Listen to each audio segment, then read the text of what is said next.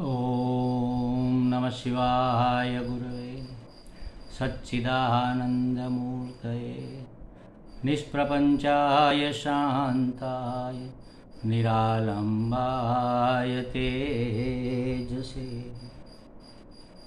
हरिओम प्रभु जी। आज के इस प्रश्न परिषद में आप सबका स्वागत है। आज का प्रश्न भावनगर से नगीनदास पिठवा जी का है। उन्होंने पूछा है कि यदि ईश्वर ने संसार की रचना की है, यदि ईश्वर ने संसार की रचना की है तो ईश्वर की रचना किसने की?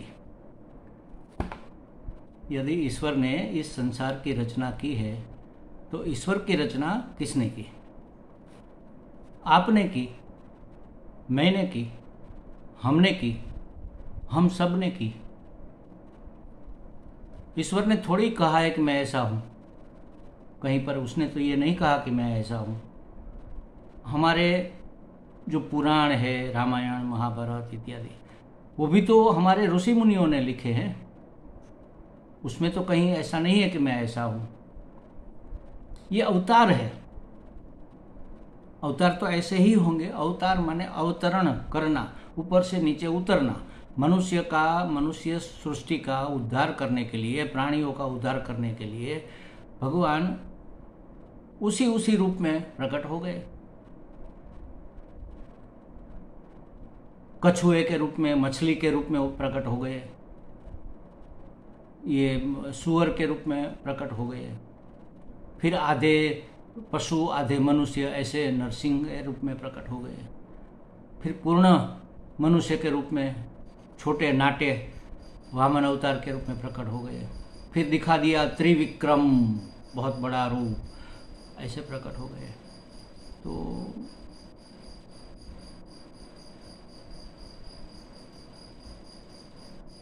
जो शास्त्र किसी का रचा हुआ नहीं है, किसी का रचा हुआ होने से क्या होगा कि उसकी कुछ मर्यादाएं आ जाए। जैसे मैं समझो कि मैं कोई शास्त्र लिखने बैठूं और मैं प्रखर बुद्धिमान हूँ, बहुत बुद्धि है, लेकिन बहुत की भी एक लिमिट होती है, उससे आगे तो नहीं हो सकती ना।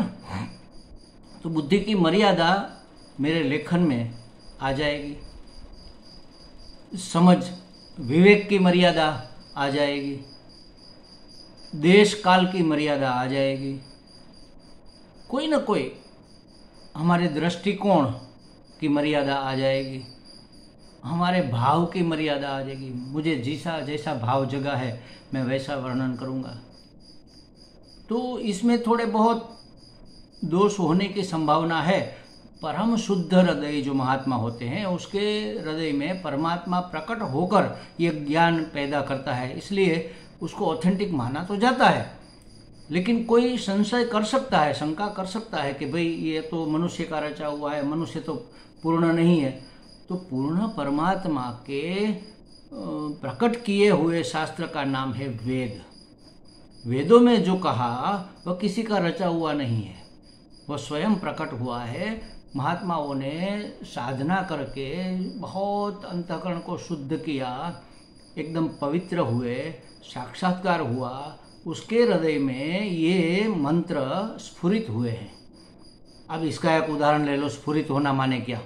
जैसे समझो कि हम, आप और हमारे दो चार मित्र, उसमें एक संगीतकार है, एक कवि है, एक चित्रकार है, और हम है और आप है। हम गए कहीं घूमने के लिए, नैनीताल, कश्मीर, हरिद्वार, और जंगल में घूम रहे हैं। तो एक सूर्यास्त का समय हो गया और बहुत सुंदर दृश्य बना। आसमान में रंग बिरंगी बादल मंडराने लगे, संध्या बिल्कुल खिल गई और सामने पूरा का पूरा पहाड़ दिख रहा है, हरा भरा, और पास में फूल के पौधे लगे हुए, उसमें फूल खिले हुए हैं।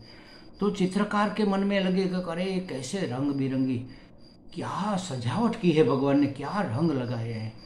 तो वो तो उसका चित्र मन में रख के घर पर आकर उसका चित्र बनाएगा। और जो कवि है उसके हृदय में क्या क्या स्फुरणाएं होगी।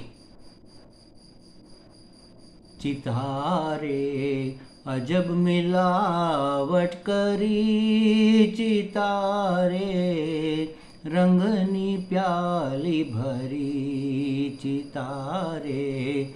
अजब मिलावट करी चितारे, रंग की प्याली भरी। ऐसी कल्पना करेगा वो, उसके अंदर से वो निकलेगा अपने आप। जैसे संध्या को एक नवोढ़ा के रूप में वो देखेगा, तो उसने घूंघट तान लिया है, केसरी वस्त्र पहने हुए है, उसके पाँव ये कुमकुम वर्णी है। ऐसी कल्पना करेगा। ये फूल की जो हारमाला दिख रही है, पूरा पौधे की लाइन दिख रही है, वो उसकी वेणी है।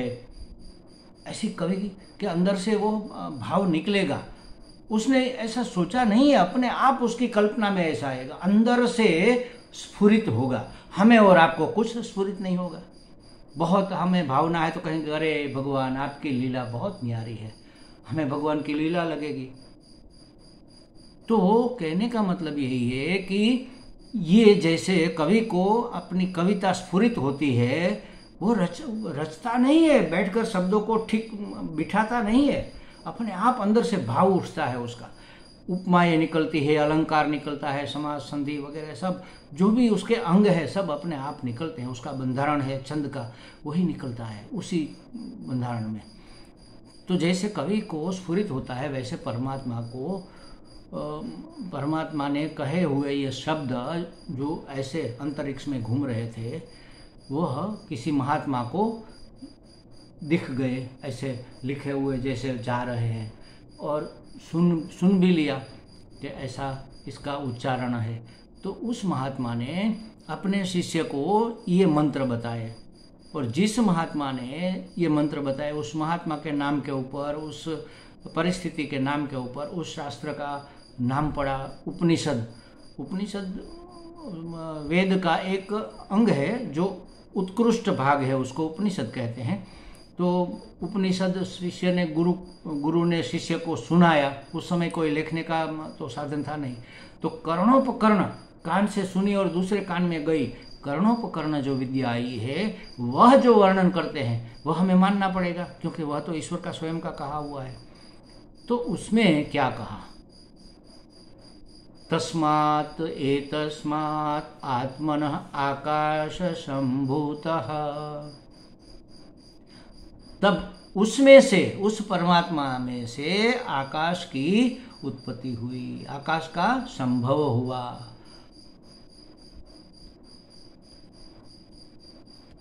उस परमात्मा से, किस परमात्मा से, परम आत्मा से, जो हर जगह व्याप्त है, अनंत है, आनंद स्वरूप है, सत्य स्वरूप है, चित्त स्वरूप है। उस परमात्मा से आकाश तत्व की उत्पत्ति हुई। आकाशात वायु, आकाश में से वायु तत्व की उत्पत्ति हुई। अब आकाश कौन है, परमात्मा ही तो है बना हुआ। उसमें से वायु बना, वायु से जल बना। कौन से वायु से, जो परमात्मा वायु रूप में है वही जल रूप बना। जो परमात्मा जल रूप है वही परमात्मा अग्नि बना। अग्नि स्वरूप जो परमात्मा है वही जल बना। जल स्वरूप परमात्मा जो है वही पृथ्वी बना। पृथ्वी स्वरूप परमात्मा अन्न बना। अन्न स्वरूप परमात्मा अन्न, जो अन्न को खाने वाले हैं उसका शरीर बना। जैसे हमारा शरीर बढ़ता है ना खाने पीने से, बच्चा तो छोटा सा होता है, फिर उसको पोषण मिलता वो धीरे धीरे बढ़ता है। जैसे बीज बोया हमने तो छोटा सा अंकुर निकला, फिर उसने अंकुर में से मूल निकले और मूल ने रस चूसकर, धरती का खाद और पानी चूसकर, ऊपर से आसमान से सूर्य का प्रकाश लेकर बढ़ना शुरू किया, तो बहुत बड़ा पेड़ बन गया। तो उसी तरह इस पृथ्वी का, इस सृष्टि का सर्जन हुआ। तो किसने बनाई, किसी ने नहीं बनाई, परमात्मा स्वयं बना। वह स्वयं बना।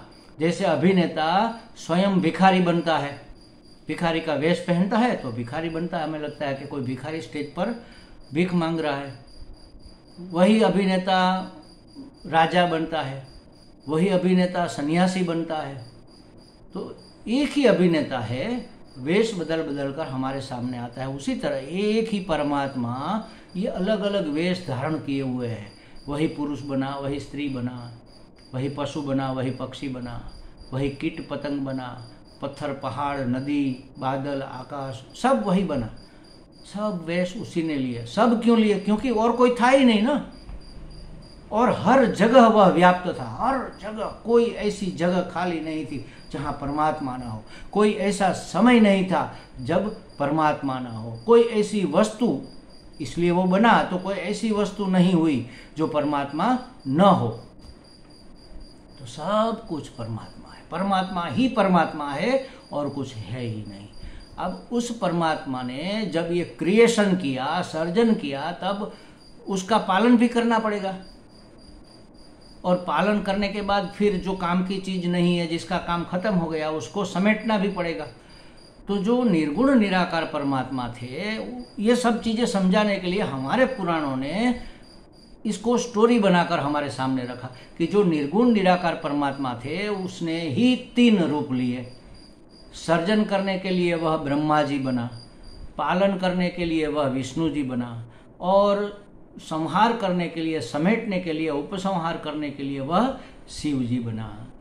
अच्छा, अब भी दूर है, तो जब जब जरूरत पड़ी ठीक करने की, बहुत ज़्यादा गड़बड़ हो गई, तो फिर से थोड़ा ठीक से सुधार करना पड़ेगा। तो वही परमात्मा अवतार लेकर, विष्णु अवतार लेकर आए, राम बनकर आए। उसी तरह शिव जी ने भी कई अवतार लिए हैं। ब्रह्मा जी के तो बहुत कम अवतार है, लेकिन 1-2 अवतार तो उसके भी है। जैसे समझो उसके पुत्र रूप में कहो या उसी के अवतार के रूप में कहो, ये जो विश्वकर्मा है, रचयिता के रूप में जो भी है ये ब्रह्मा जी है। पालन पोषण करने वाले के रूप में जो भी है वह विष्णु जी है, और संहार करने के लिए जो भी है, उपसंहार करने के लिए, समेटने के लिए, शांत करने के लिए, सुला देने के लिए, सदा के लिए भी सुला देने के लिए और डेली सुला देने के लिए जो है वह शिव जी है। ये 3 गुण से 3 देवता बने, सत्व रजस तमस। रजस क्रिएटिव होता है, कुछ ना कुछ करता रहता है, तो ब्रह्मा जी में रजस प्रधान है। विष्णु पालन पोषण करते हैं, उसमें सत्व प्रधान है। टिके रहना सत्व का काम है, मतलब बढ़ते रहना, और टिके रहना तमस का काम है। तो शिव जी तमस के प्रधान देवता है। तो उसी देवताओं ने फिर अवतार ले लेकर उसी परमात्मा की शक्ति, जैसे मेरी शक्ति, जैसे आपकी शक्ति, उसी तरह उसी परमात्मा की शक्ति ने माँ शक्ति का रूप लिया। जो आज से नवरात्रि शुरू हो रही है, 9 रूप में जो प्रकट हुई, एक ही शक्ति, किसकी? परमात्मा की। वो शक्ति अलग और शक्तिमान अलग ऐसा नहीं होता। मैं और मेरी शक्ति अलग है क्या? आप और आपकी शक्ति अलग है? नहीं है। काम तो शक्ति ही करती है। तो इसलिए शक्ति ने नव दुर्गा का रूप लिया, और जो जो काम करना था, जिसका उद्धार करना था, जिसका संहार करना था, जिसका पालन पोषण करना था, जिसको वरद, जिसके लिए होना, वरदान देना था, जो भी कुछ करना था, उस शक्ति ने ही सब आकर फिर से किया। और आज भी वही सिलसिला चल रहा है। तो जो सर्जन करता है, पालन करता है और संभालता है, विश्राम करवाता है, वह ईश्वर वास्तव में एक है। उसको ईश्वर कहा। ईशन माने शासन, ईशनशील जो है उसको कहेंगे ईश्वर। तो परमात्मा का जो शासन करने वाला स्वरूप है, ब्रह्मा विष्णु महेश नाम के, उसी को हम ईश्वर कहते हैं। वही शासन करते हैं। अब उसको किसने बनाया? देख लो आप, किसी ने नहीं बनाया, वो स्वयं बना है। लेकिन हमने पत्थर में से भगवान बनाए, एक रूप गढ़ा, वो हमारा भगवान है, हमारी श्रद्धा है। हर रूप में भगवान है तो इस रूप में भी है, किसी भी रूप में भगवान ही तो है। तो हमने अपने जैसी मूर्त बनाई तो वह अपने जैसा है, नहीं है क्या? हर एक परमात्मा है तो वो हम अपने जैसा भी है। अफ्रीका वालों ने अगर भगवान बनाना है तो वो कैसे बनाएंगे? काले काले भगवान है, घुंघराले बाल है, बड़े बड़े होठ है, इतना मोटा कैप्सिकम जितना बड़ा मोटा नाक है, लाल लाल आंखें है, छोटी छोटी, ऐसा बनाएगा ना, अपने जैसा बनाएगा, उसका भगवान वैसा होगा। हमारा भगवान ऐसा है। तो भगवान तो हर एक रूप में है, चाहे किसी भी रूप में आप मानो। तो ईश्वर जो आप समझते हैं उस ईश्वर को हमने बनाया, लेकिन वास्तविक जो ईश्वर है उसको किसी ने नहीं बनाया, वो खुद इस रूप में बना। वो तो सर्वव्याप्त है, हर जगह बसा हुआ, रसा बसा हुआ है, अखंड है, इसमें कोई खंड नहीं है, एक रस है, उसमें कोई ठंडा गरम खट्टा मीठा ऐसा रस का परिवर्तन नहीं होता, एक रस, मधुर रस, एक रस है, तो अखंड है, एक रस है और आनंद स्वरूप है, अखंड एक रस आनंद स्वरूप परमात्मा, सत्य चित्त आनंद स्वरूप परमात्मा ही ईश्वर है और उसको किसी ने नहीं रचा, वो स्वयं बना हुआ है। ये महाराज थोड़ा समझने जैसी, सुलझने जैसी बात है। ये सब विधर्मी लोगों की फैलाई हुई बात ही है। अगर भगवान ने ये सृष्टि रची तो भगवान को किसने रचा, कहाँ बैठकर भगवान ने ब्रह्मांड रचा, तब भगवान कहाँ बैठा था? अरे यहीं पर था, कहीं पर नहीं था, यहीं पर था। जैसे समझो कि हम मेरे और आपके बीच में ये जो वातावरण है उसमें आग है कि नहीं है? उसमें आग है। आप दियासली ऐसे घिसो तो आग पकड़ लेगी। कहाँ से आई आग? ये जो हवा में थी आग, वही इस गंधर्व के माध्यम से, इस उसके दिवासलय के माध्यम से, दियासलय के प्रकट हो गया। इसमें पानी है कि नहीं है? बिल्कुल है। वैज्ञानिकों ने कहा कि भेज का प्रमाण इतना है, बहुत भेज का प्रमाण बढ़ जाता है बारिश के समय में। हमारे कपड़े भी देखो कैसे कैसे हो जाते हैं, गीले गीले जैसे, और पापड़ वापड़ सब ऐसे रबर के बन जाते हैं। पापड़ सेक कर खाने के लिए रखा, 5 मिनट में वो रबर बन गया। रबर जैसा मतलब ऐसा कुरकुरा नहीं रहा। क्यों? भेज लग गया। भेज कहाँ था? हवा में था। भेज का मतलब क्या? पानी। तो हर जगह भेज है, हर जगह आग है, हर जगह पृथ्वी भी है। कण दिखते हैं ना, हम सूर्य की किरण हमारे घर में जब एक कहीं छिद्र से प्रवेश करती है तो उसमें घूमते हुए हमें कण दिखते हैं पृथ्वी के। तो हर जगह हर वस्तु है और हर वस्तु परमात्मा ही बना है। ये सब परमात्मा ही बना, ऐसे बना जैसे अग्नि हर जगह व्याप्त है, भेज जल हर जगह व्याप्त है, अभिव्यक्त होता है कहीं किसी न किसी रूप में। दिया जलाई तो उस रूप में प्रकट हो गया, दिया जलाया उस रूप में प्रकट हो गया, होली जलाई बड़ी सी तो बड़ी ज्वाला के रूप में प्रकट हो गया अग्नि। ये अग्नि देवता है। देवता है माने भगवान ने एक स्टेप नीचे आकर जो अवतार लिया उसको देवता। हर एक, जैसे गवर्नमेंट होती है ना, तो कोई एक कृषि प्रधान होता है, वो खेती बाड़ी का सब संभालता है। कोई एक वाणिज्य मंत्री होता है जो व्यापार बिजनेस का सब संभालता है। कोई वित्त मंत्री है जो नाणा ये पैसे की वित्त का सब काम संभालता है। उसी तरह इस सृष्टि का संचालन करने के लिए तीनों देवताओं के असिस्टेंट बने, उसकी मिनिस्ट्री बनी। वरुण देवता जिन्होंने ये जल को संभाला, पवन देवता जिन्होंने वायु को संभाला, उसी तरह देवताओं के फिर अलग अलग विभाग हुए। एक ही परमात्मा सब बना, जब जो काम था तब बना। जैसे आप भी बनते हैं ना, आप नौकरी करते हैं तो ऑफिसर कहलाते हैं, आप ऑफिसर बने। क्या फर्क हुआ आप में? कुछ नहीं हुआ। आपने थोड़े कपड़े ठीक ठाक पहने और काम करने लग गए। ऑफिस में जाकर तो ऑफिसर बन गए, स्कूल में जाकर काम करने लगे, टीचर बन गए। वो टीचर ही घर पर आती है तो मम्मी बन जाती है बच्चों के। बच्चे देखते अरे मम्मी आ गई, मम्मी आ गई। दरवाजे में पांव रखते ही टीचर का मम्मी में रूपांतरण हो जाता है। और घर में बैठे सोफे के ऊपर उसके पतिदेव जब उसको देखते हैं तो मम्मी का पत्नी में रूपांतरण हो जाता है।